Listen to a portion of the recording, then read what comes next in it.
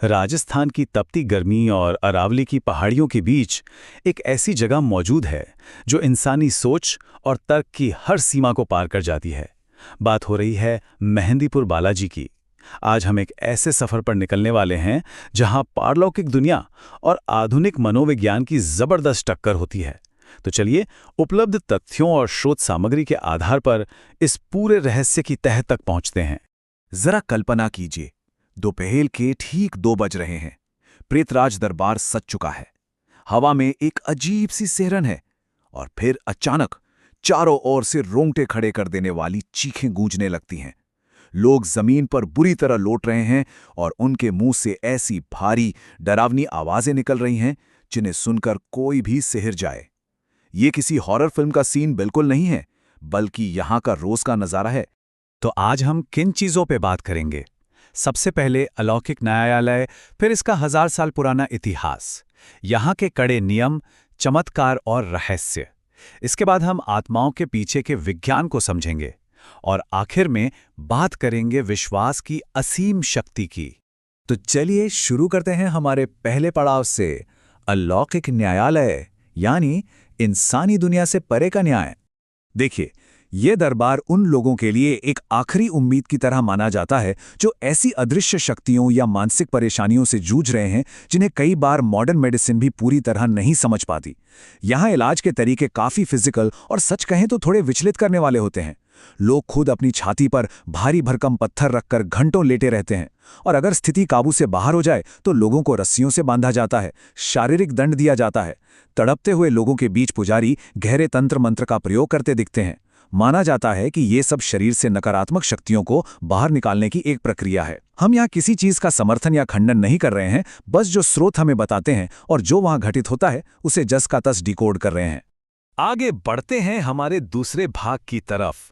1000 साल का इतिहास, एक घने जंगल से भव्य दरबार तक का सफर। अब ये खौफनाक जगह हमेशा से ऐसी नहीं थी। कहानी शुरू होती है आज से करीब 1000 साल पहले। गोसाई जी महाराज नाम के एक संत ने इस घने जंगल में एक रहस्यमयी सेना का सपना देखा था। उसके बाद उन्हें 3 दिव्य मूर्तियां दिखाई दी। दिलचस्प बात यह है कि इसके कुछ ही समय बाद रहस्यमयी घंटियों की आवाज के बीच हनुमान जी, जिन्हें यहां बालाजी कहा जाता है, उनकी एक स्वयंभू यानी अपने आप प्रकट हुई मूर्ति मिली। शुरुआत में तो यह स्थानीय लोगों के लिए एक छोटा सा मंदिर था, लेकिन 19वीं सदी तक आते आते भूत प्रेत और काले जादू को दूर करने की इसकी शोहरत पूरे भारत में आग की तरह फैल गई। अब आते हैं तीसरे हिस्से पर, कड़े नियम और अनुष्ठान, यानी इस अलौकिक दुनिया के कायदे कानून। इस पारलौकिक अदालत में कदम रखने वालों को कुछ बेहद सख्त और अजीबोगरीब नियमों का पालन करना पड़ता है। इस दरबार को 3 मुख्य शक्तियां चलाती हैं। सबसे पहले बालाजी महाराज, जो नकारात्मक शक्तियों का नाश करते हैं, उन्हें लड्डू चढ़ाए जाते हैं। फिर हैं कोतवाल कप्तान भैरव जी, जो सेनापति हैं, उन्हें उड़द की दाल अर्पित की जाती है।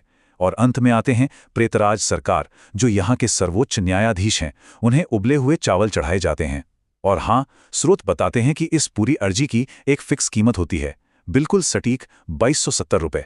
एक तरह से मान लीजिए कि ये यहाँ की अदालती फीस है। लेकिन सबसे ज्यादा हैरान करने वाली बात तो प्रसाद को लेकर है। आमतौर पर हम क्या करते हैं, मंदिरों से प्रसाद घर ले आते हैं, है ना? पर यहाँ ऐसा करना सख्त मना है। प्रसाद को ना तो खाया जा सकता है, ना बांटा जा सकता है, और घर ले जाना तो भूल ही जाइए। मान्यता है कि प्रसाद घर ले जाने से बुरी आत्माएं भी आपके साथ घर में घुस सकती हैं। और सुनिए, मंदिर परिसर में पानी पीना तक वर्जित है। कहा जाता है कि यहाँ की ऊर्जा इतनी उग्र है कि पानी पीने से इंसान का ऑरा यानी सुरक्षा कवच कमजोर पड़ सकता है। एक और कमाल की बात यह है कि यहाँ कोई दान बेटी नहीं मिलेगी। ये जगह सिर्फ निस्वार्थ सेवा के लिए जानी जाती है। प्रसाद के निपटान की जो प्रक्रिया है वो अपने आप में किसी खौफनाक अनुष्ठान से कम नहीं है। सबसे पहले दुरुस्त लड्डुओं की 2 प्लेटें ली जाती हैं। पुजारी पहली प्लेट को पवित्र अग्नि में स्वाहा कर देते हैं, लेकिन असली और प्रतीकात्मक काम इसके बाद शुरू होता है। बचे हुए प्रसाद को सिर के चारों ओर बाएं से दाएं 7 बार घुमाया जाता है। फिर उसे पीछे की तरफ फेंककर बिना पीछे मुड़े वहां से सीधा बाहर निकल जाना होता है। मुड़कर देखना बिल्कुल मना है। ये इस बात का प्रतीक है कि सारी नेगेटिव एनर्जी को हमेशा के लिए पीछे छोड़ दिया गया है। चलिए अब बढ़ते हैं हमारे चौथे भाग की ओर, चमत्कार और रहस्य, कुछ ऐसी पहेलियां जो आज तक अनसुलझी हैं।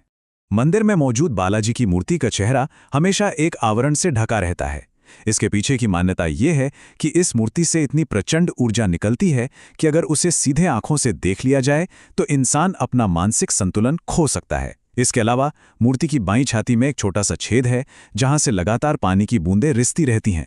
इसे बालाजी का पसीना कहा जाता है। लोक कथाएं इसे सीधे रामायण से जोड़ती हैं, उस प्रसंग से जहां हनुमान जी ने अपनी छाती चीरकर राम और सीता के दर्शन कराए थे। और पता है, इस जल को एक बेहद चमत्कारी और आरोग्यकारी दवा माना जाता है। अब जो लोग इसे सिर्फ एक कहानी मानते हैं, उनके लिए 1910 की ये घटना काफ़ी हैरान करने वाली हो सकती है। बात ब्रिटिश राज के समय की है। बालाजी के पुराने चोले को ले जाने के लिए जब भक्त रेलवे स्टेशन पहुंचे तो वहां एक अंग्रेज स्टेशन मास्टर अड़ गया कि वो उसे एक आम लगेज की तरह तौलेगा। लेकिन जैसे ही उस पवित्र चोले को मशीन पर रखा गया, भाई जो हुआ उसने सबके होश उड़ा दिए। मशीन का कांटा कभी बेतहाशा भारी हो जाता तो कभी एकदम शून्य पर आ जाता। चोले का वजन लगातार और रहस्यमयी तरीके से बदल रहा था। वो अंग्रेज अधिकारी इतना घबरा गया कि उसने खौफ के मारे चोले को बिना तौले ही जाने दिया। ये तो हो गई आस्था और कहानियों की बात। अब आते हैं भाग 5 पर, आत्माओं का विज्ञान, एक क्लिनिकल नजरिया। देखिए, कहानियां अपनी जगह हैं, लेकिन एक बिल्कुल निष्पक्ष और वैज्ञानिक नजरिए से इस पूरे घटनाक्रम को समझना भी बहुत जरूरी है। विज्ञान इन खौफनाक नज़ारों को मास हिस्टीरिया यानी सामूहिक भ्रम के चश्मे से देखता है।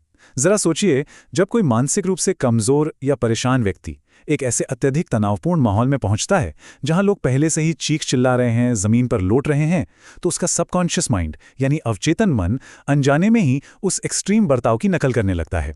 तो विज्ञान के मुताबिक ये किसी बाहरी आत्मा का प्रवेश नहीं है, बल्कि दिमाग की एक साइकोलॉजिकल चेन रिएक्शन है जो उस हाई एनर्जी वाले माहौल में आग की तरह फैल जाती है। अगर हम लोक कथाओं और मॉडर्न मनोरोग विज्ञान को आमने सामने रखें तो एक बहुत ही साफ अंतर दिखता है। गांव देहात में जिसे भूतिया आवाजें सुनना या अदृश्य ताकतों से बात करना कहा जाता है, मेडिकल साइंस उसे स्किज़ोफ्रेनिया का नाम देता है। शरीर का बुरी तरह अकड़ना या मुंह से झाग निकलना, जिसे लोग प्रेत बाधा मान लेते हैं, वो असल में एपिलेप्सी यानी मिर्गी के दौरे हो सकते हैं। और सबसे भयानक, किसी की आवाज, ताकत और पूरी पर्सनालिटी का रातों रात बदल जाना। विज्ञान कहता है कि ये कोई आत्मा का साया नहीं, बल्कि डिसोसिएटिव आइडेंटिटी डिसऑर्डर है।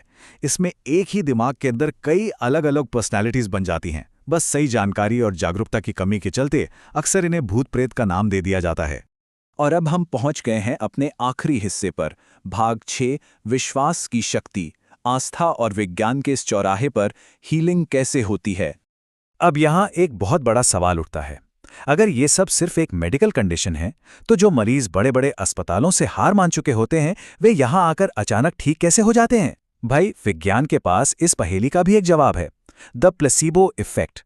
ये हमारे खुद के दिमाग की असीम और जादुई शक्ति है। जब कोई इंसान इस अटूट और 100% विश्वास के साथ मेहंदीपुर बालाजी की चौखट पर अपना माथा टेकता है कि अब उसकी सारी बीमारियां खत्म हो जाएंगी, तो उसका अपना दिमाग ही ऐसे एंडोर्फिन और हीलिंग न्यूरोकेमिकल्स रिलीज करने लगता है जो बड़ी से बड़ी मनोवैज्ञानिक बीमारी और दर्द को खत्म कर सकते हैं। यानी इंसान का अपना गहरा विश्वास ही उसकी सबसे अचूक दवा बन जाता है। तो सब कुछ जानने और समझने के बाद अंत में एक बड़ा दिलचस्प सवाल हमारे सामने रह जाता है। क्या मेहंदीपुर बालाजी महज इंसानी मनोविज्ञान और हमारे विश्वास की ताकत का एक जीता जागता उदाहरण है, या फिर क्या ये उन अदृश्य शक्तियों का प्रत्यक्ष प्रमाण है जो हमारी आज की समझ और विज्ञान के तर्कों से कहीं परे हैं? विज्ञान के अपने सॉलिड तर्क हैं और आस्था के अपने चमत्कार। असली सच्चाई क्या है? ये एक ऐसा सवाल है जो सोचने पर मजबूर कर देता है। इस पूरे विषय को समझने के इस सफर में साथ बने रहने के लिए बहुत बहुत शुक्रिया। अगली बार फिर किसी ऐसे ही गहरे और रहस्यमयी विषय की परतें खोलेंगे।